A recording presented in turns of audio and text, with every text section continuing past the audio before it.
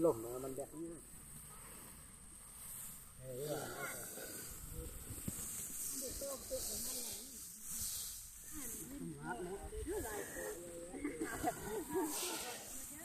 ตักข้าวเด้อติดข้าวได้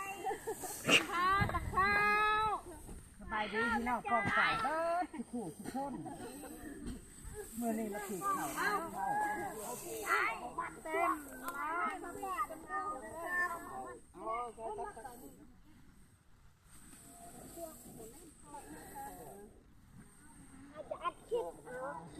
มไล่ชดพอหักนี่เลยให้น้ำมันไหล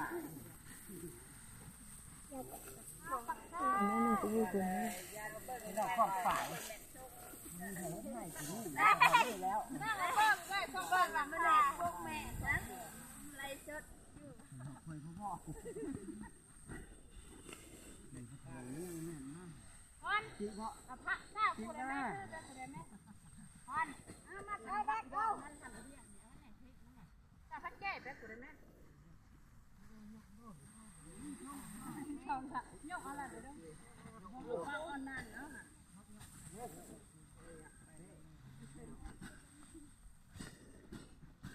ได้มันตกมาแล้วได้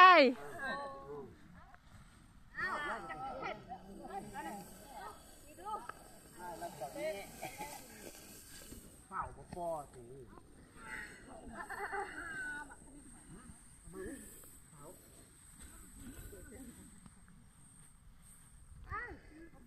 คนเป่าเด้อพี่น้อง